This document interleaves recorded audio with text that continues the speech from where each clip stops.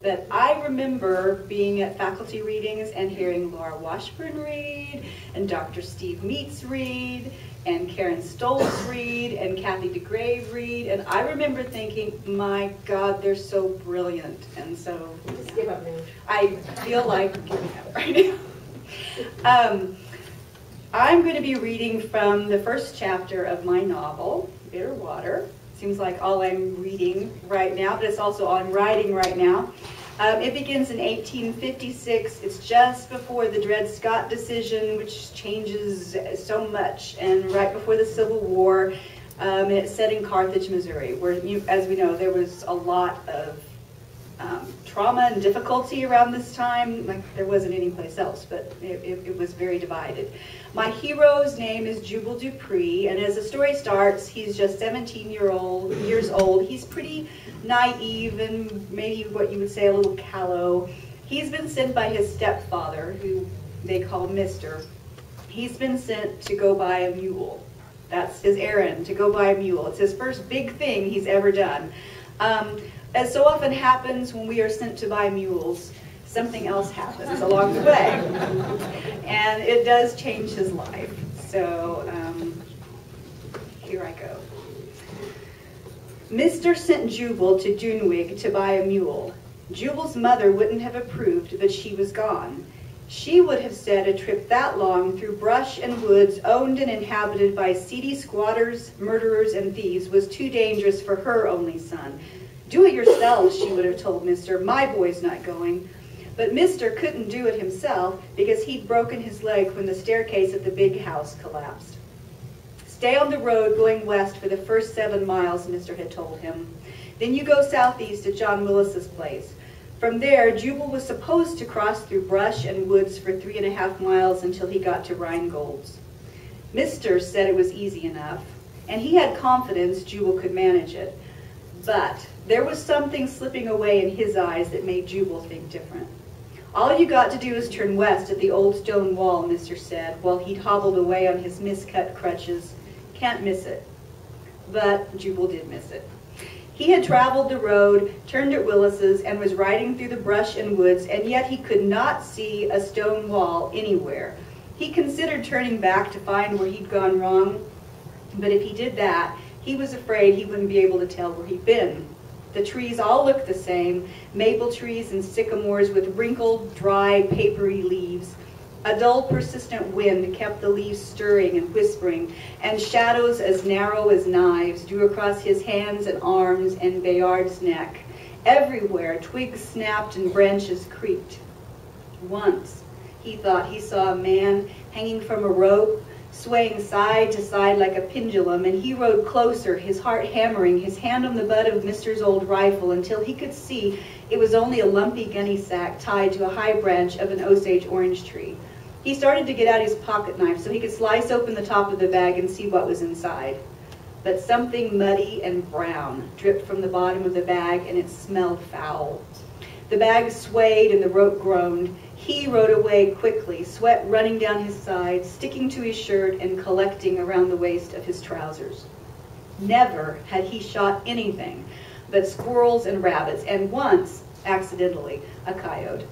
Mr. had told him, if anyone comes at you with a gun, don't be afraid to get out the rifle. Maybe it's only your money or horse they'd be wanting, but I'll tell you something, boy, it's always easier to rob a dead man.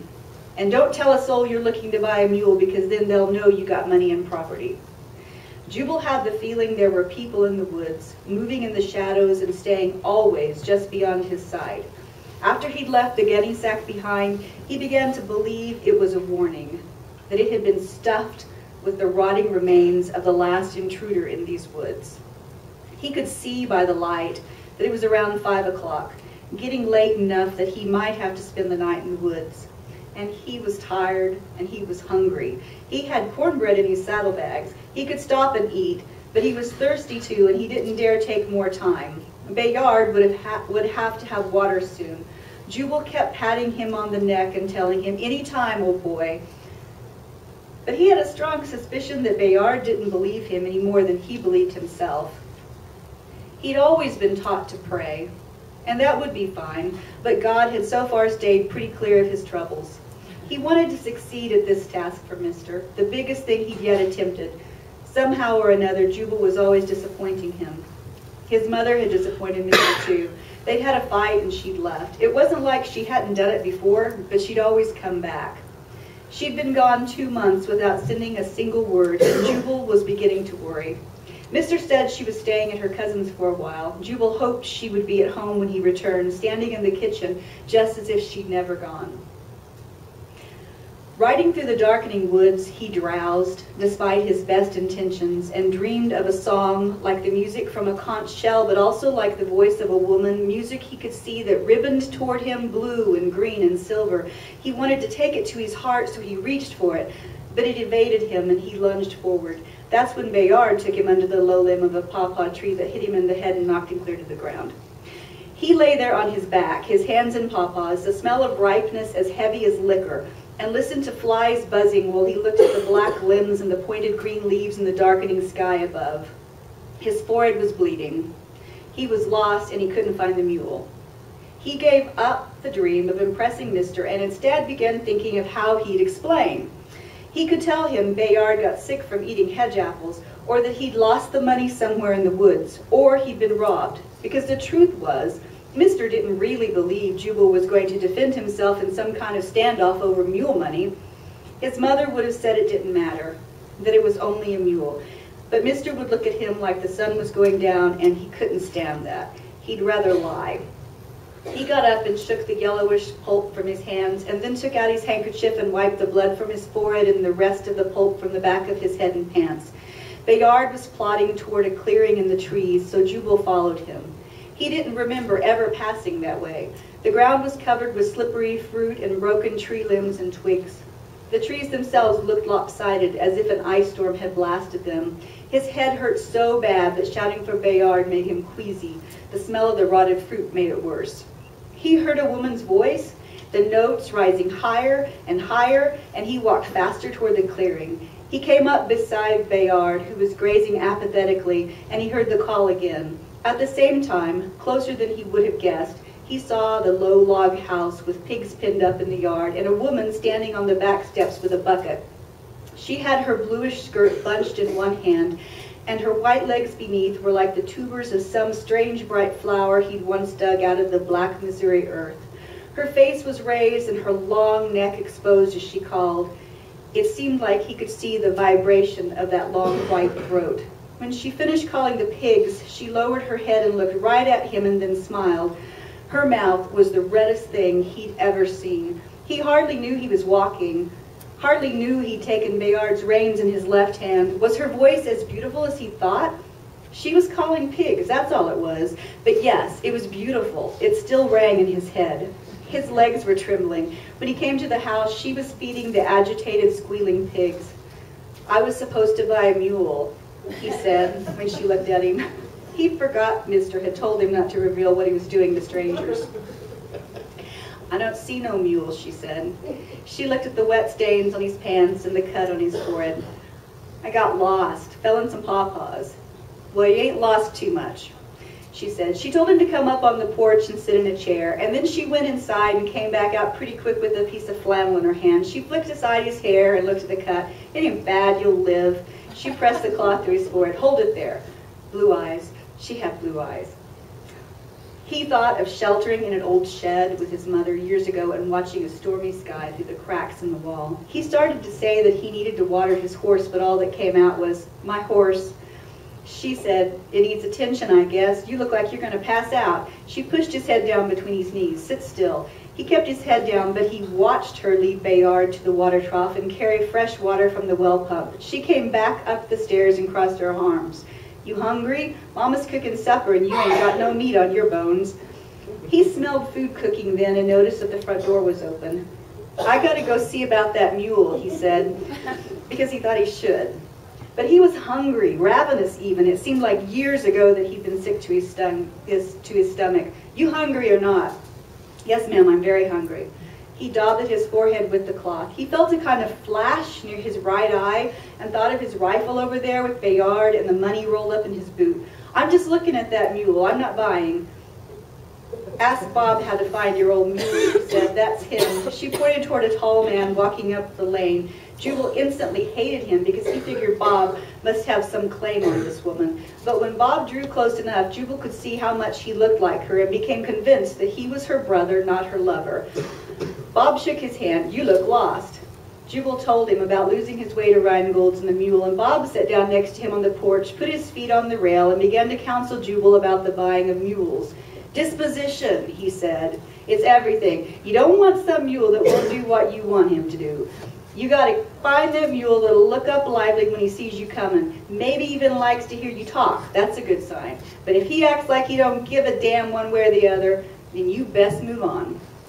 Mr. had said something very similar, but when Mr. was saying it, Jubal wasn't listening that close. He was mostly worrying about how he was going to find Rheingold's at all. And even now, truth be told, though Bob's advice was good and Jubal was really trying to listen to it, part of him was thinking about her in the kitchen, her tiny hands, and they were tiny, like a lady's. Even his mother would have said so, moving from task to task, and that long neck bending while she checked the flame or poured a sauce.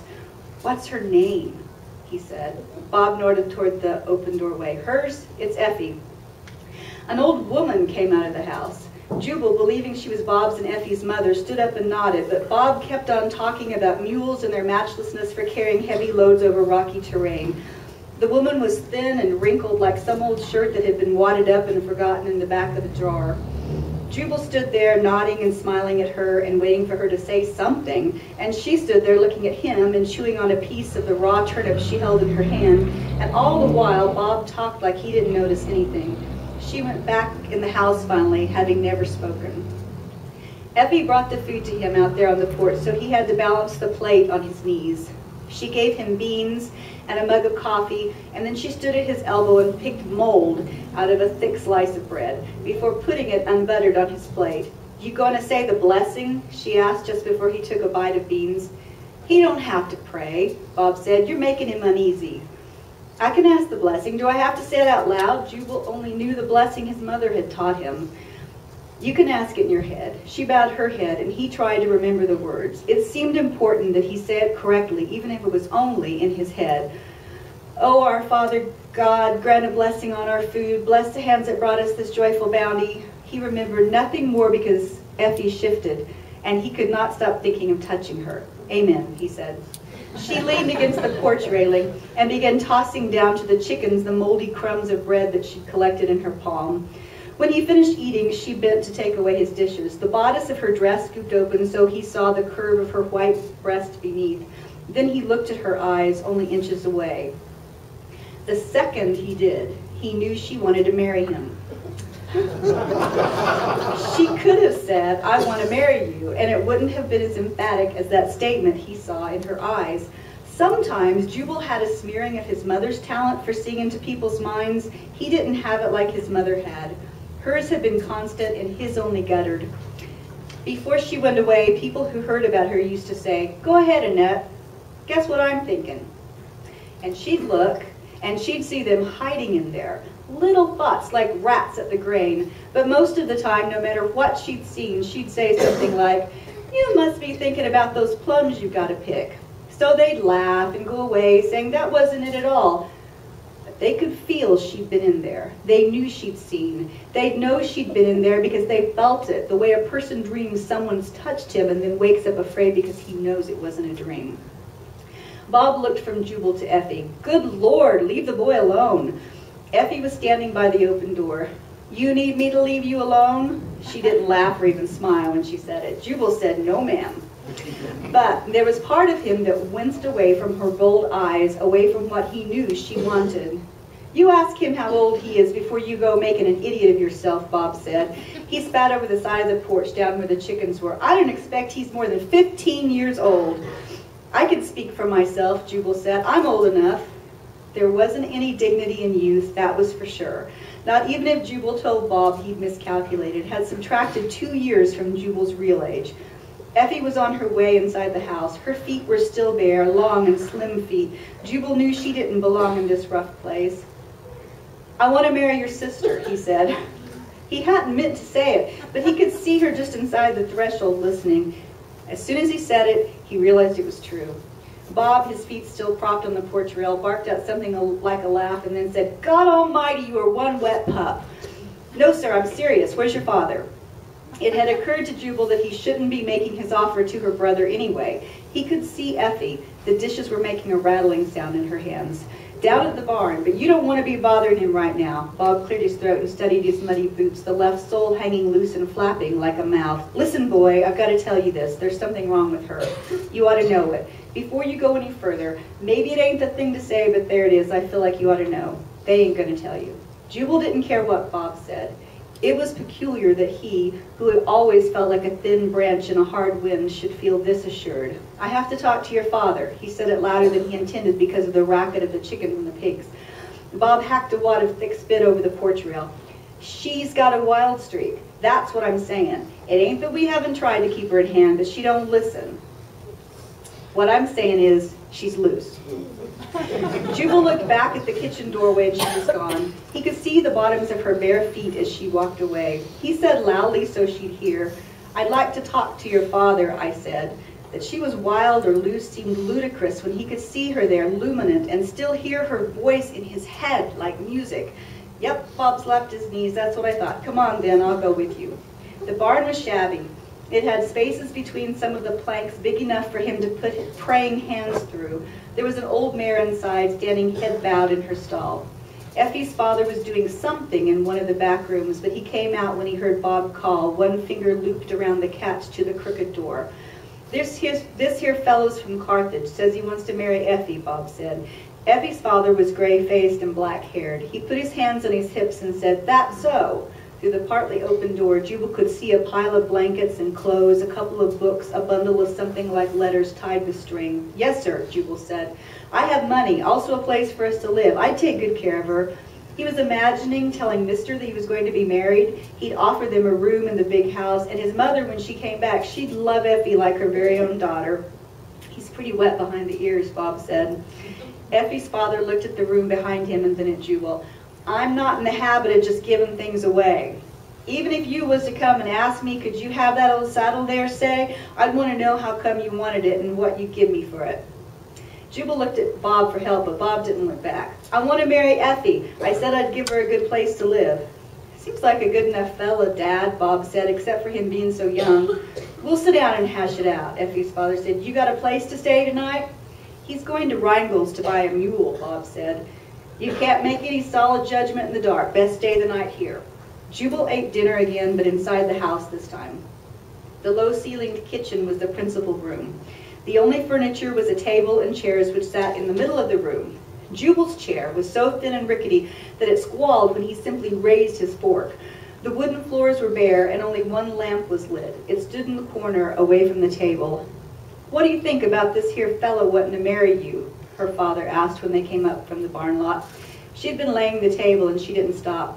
"I don't even know his name." Jubal heard what they said, but he had seen the hooks on the wall just inside the door and had watched Bob and her father hang up their hats. "I forgot my hat," he said, when he should have introduced himself. She looked up, forks in her right hand. "You got a right funny name, then." Bob laughed, but Jubal felt stupid and young. "What I mean is, I must have left my hat back there in the pawpaws." She started laying the cutlery next to the plates of beans. "Jubal," he said, "Jubal Dupree." Now, while they were eating, Effie was silent. He'd heard her mother say only one thing, "Turnips, anybody?" as she plunged a spoon into the white lumpy mass inside the bowl before her. Outside to the west, a single calf began to bawl. "You got property, boy?" Effie's father asked. He didn't act like he heard the calf. No one did. "We live on the old Nighty place, my folks and me." I knew of that place and that family, tobacco plantation at one time. The room was stifling. The calf's calling was insistent. It felt like it was getting in his head. The pain there pulsed in time with the wails. He could think of nothing to say. Effie so close, and yet he wanted to go away. "Everyone died, ain't that right?" Effie's father said. He'd stopped chewing and everyone was looking at Jubal. "I don't know anything about that," Jubal said. "That was before I lived there." Effie was eating beans with her fingers, choosing the one she wanted and mounting the rest on the table. "I know that place," Effie's father said, and then he fell to eating and no one else spoke. The only sound was the crying calf. By the end of the meal, the pain in Jubal's head had escalated until it was nearly unbearable. Jubal told Effie's father after dinner he couldn't sign the paper promising he'd come back for Effie. Jubal was also supposed to promise that he would build Effie's family a new barn, although he was unsure how they'd come to this, unsure when he'd even mentioned that he was a carpenter. "I'm too sick to lift a pin," he said. "You'll sign it the morning before you go," her father said, smoothing the paper out as if to underscore its importance. Jubal said he would, intending not to. Effie and her entire family unnerved him. He wanted nothing but to get home where he was safe. Effie walked him to the smokehouse where he was supposed to sleep, and on the way there he had to stop and vomit. The calf had fallen silent, either from despair or exhaustion. When he'd emptied his stomach, she smoothed his hair away from his forehead. Her palms were cool. "You got such thick hair. It's going to be all right now. You just watch and see." She left him at the smokehouse, a narrow, tilted building that was on a slope just behind the main house. It smelled, not surprisingly, of hickory smoke, but it also smelled earthy and sour, as if something had slipped through the floorboards and was now growing in the earth beneath. He lay there on the floor, wrapped in a thin blanket, and thought about Effie. His stomach began to calm and his head to clear.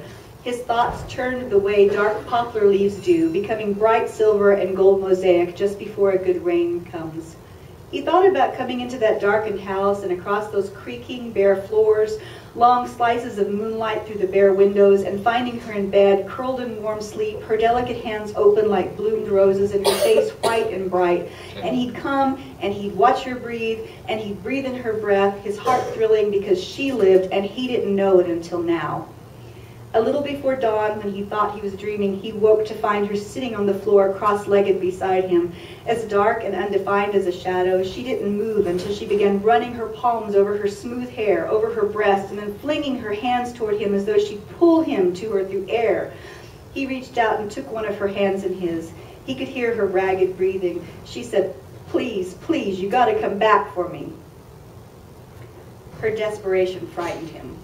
He admitted that much to himself during the long trip home. Her father had redefined the terms, perhaps afraid that Jubal would bolt without signing at all. The new terms were that, in addition to coming back for Effie, he would also build Effie's family a spare room, and to that he had agreed and signed.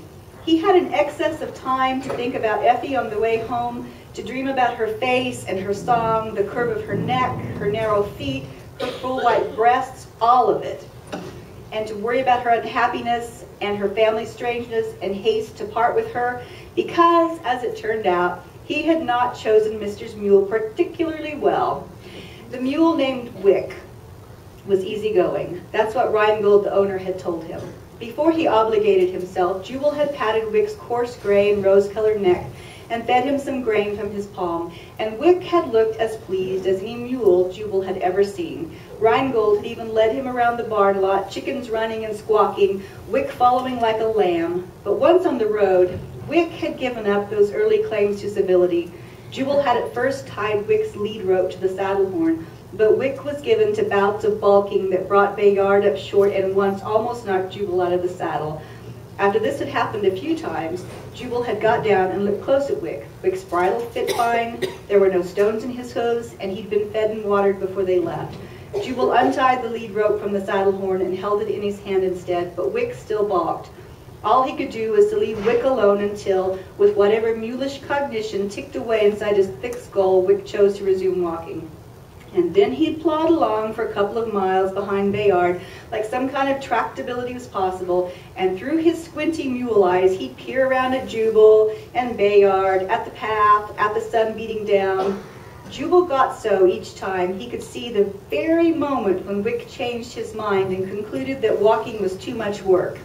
It came across his eyes like the gleam from a razor blade, and then 2 steps and Wick would blink twice, stop, and sigh. Jubal didn't even consider taking Wick back to Reingold because he was too busy thinking about Effie. Wick was, in fact, responsible for Jubal's overcoming his doubts and fear about her, because every time Wick stopped, Jubal would think about her, and every time Wick started, Jubal would think about her. By the time he reached home, 2 things had occurred in his heart. One was that he hated Wick the mule with every fiber of his being, and the other was that he was at a fever pitch to possess Effie. Thank you.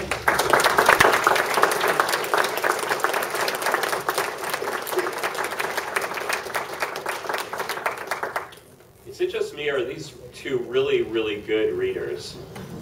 Really great. And thank you so much, Lori, and thanks again to Lizanne. One more reminder that there is a reception just across the hallway, so please join us there. You're welcome to speak to our